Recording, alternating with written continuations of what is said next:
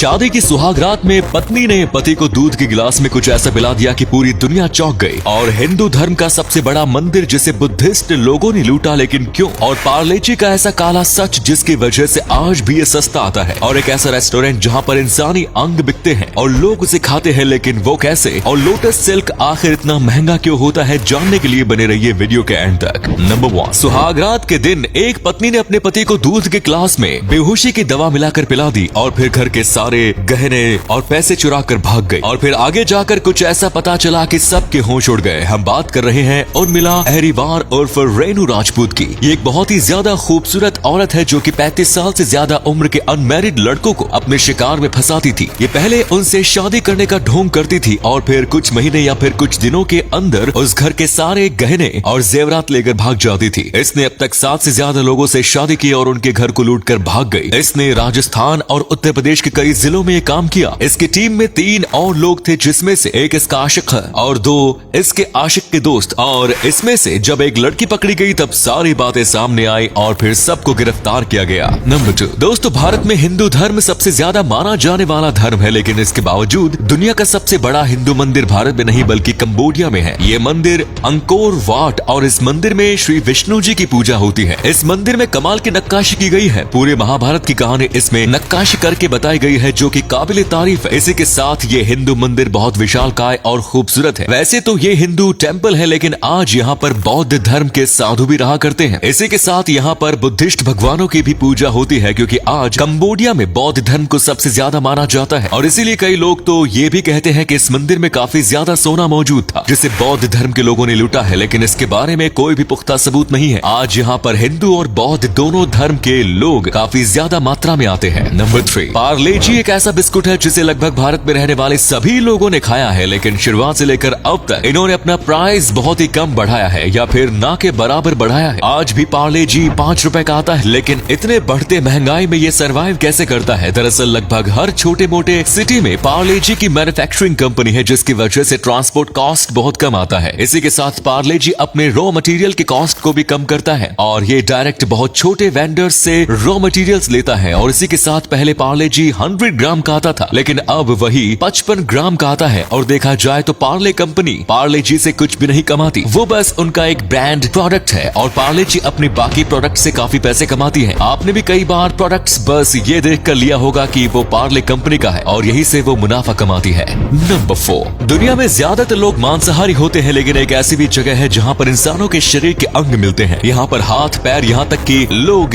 Genitals भी खरीदते हैं और घर जाकर आराम से खाते हैं। लेकिन घबराइए मत, दरअसल ये असली इंसान के शरीर के अंग नहीं है। असलियत में इन्हें नॉर्मल मीट से कुछ इस तरीके का बनाया जाता है जिसकी वजह से ये ह्यूमन के ऑर्गन्स लगे, लेकिन इसके बावजूद ये बहुत ज्यादा अजीब है। और ऐसा इसलिए किया गया था क्योंकि 2012 में रेजिडेंट इविल की एक गेम रिलीज हो रही थी, जो कि बहुत ही फेमस गेम है और वेब सीरीज। और इसी के प्रमोशन में इस तरीके की एक शॉप को खोला गया था, जो इतनी ज्यादा फेमस हुई कि अब तक चलती है। इसी के साथ इन्होंने प्रमोशन के लिए एक ज़ॉम्बी शॉप भी खोली थी, जिसमें ज़ॉम्बी आपको खाना देते हैं। नंबर 5, आपको पता होगा कि नॉर्मल जो सिल्क होता है वो बहुत ज्यादा महंगा होता है, लेकिन आप लोटस सिल्क का प्राइस देखोगे तो आपको यकीन नहीं होगा। इससे बनी एक साड़ी और एक स्कार्फ 2 से 20 लाख तक बिकते हैं। अब आप सोच रहे होंगे ये इतना महंगा क्यों है? दरअसल लोटस सिल्क बनाने के लिए बहुत ही ज्यादा स्किल्ड वर्कर चाहिए और एक लोटस में से मुश्किल से 1-2 लीटर का धागा बनता होगा और ये बहुत ज्यादा डेलिकेट होता है। अगर थोड़ी भी भूल हो जाती है तो ये सारा काम बिगड़ जाता है और टूट जाता है। इसीलिए इसे सिल्क में बनाना और फिर इससे कपड़े बनाना बहुत मुश्किल होता है। वैसे तो लोटस वियतनाम का राष्ट्रीय फूल है, इसीलिए इसे काफी ज्यादा उगाया जाता है, लेकिन इसके बाद भी पूरी दुनिया में बहुत ही ज्यादा कम लोग हैं जो इस सिल्क को बनाते हैं। नंबर 6, सोचिए अगर आप दुनिया के सबसे बड़े हादसे में से अपनी जान बचाकर आए हो और घर जाने पर लोग आपको एक बुज़दिल कहें तो कैसा लगेगा? बिल्कुल वैसा ही हुआ जापान के रहने वाले मासाबुमी के साथ। ये इकलौता ऐसा है जापानीज थे जो कि टाइटैनिक बोट पर सवार थे और जब टाइटैनिक डूब रही थी तब पहले बच्चों को और औरतों को बोट में बैठाकर ले जा रहे थे। और मासाबुमी थोड़े किस्मत वाले निकले क्योंकि इनको भी छोटी बोट में जगह मिल गई। लेकिन जब ये वापस जापान गए तो लोग इन्हें बुज़दिल कहने लगे क्योंकि ये दूसरे लोगों के साथ वहाँ पर मरे नहीं। इन्हें लोग न जाने क्या क्या कहने लगे और कई कहानियां भी बनाई गई, जैसे कि ये एक लड़की की ड्रेस में वहाँ से भागे, लेकिन असलियत में ऐसा कुछ नहीं था। और उसके बाद जब इनकी मौत हुई तब भी इन्हें एक बुज़दिल के रूप में देखा गया। और अगले फैक्ट पर जाने से पहले फोटो को ध्यान से देखिए और बताइए कि किसका फोटो दिखाई दे रहा है। इससे पता लगेगा आपका दिमाग और आंखें कितनी तेज है। मिलते हैं आपको 5 सेकंड्स।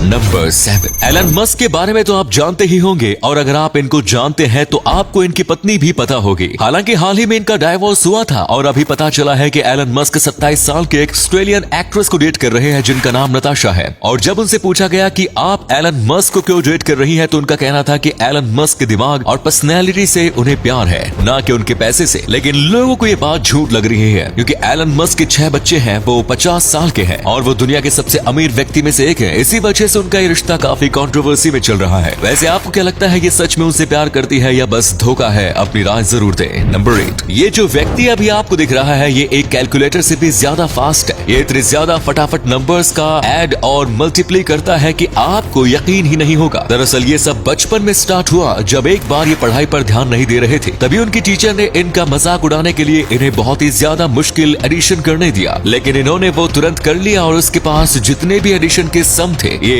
उसे फटाफट करते गए। तभी इन्हें पता चला कि ये बचपन से ही एक मैथ्स जीनियस है। ये आज तक हाई स्कूल से ग्रेजुएट नहीं हुए हैं, लेकिन इसके बावजूद ये मैथ्स में एडिशन और मल्टीप्लिकेशन एक कैलकुलेटर से भी ज्यादा फास्ट कर लेते हैं। इनके बोलने से भी ज्यादा स्पीड इनके सॉल्व करने की है। तो उम्मीद है ये वीडियो पसंद आई होगी। अगर पसंद आई तो लाइक कीजिए, शेयर कीजिए, कमेंट्स कीजिए और ऐसे ही इंटरेस्टिंग फैक्ट देखते रहने के लिए चैनल को सब्सक्राइब जरूर कीजिए। धन्यवाद।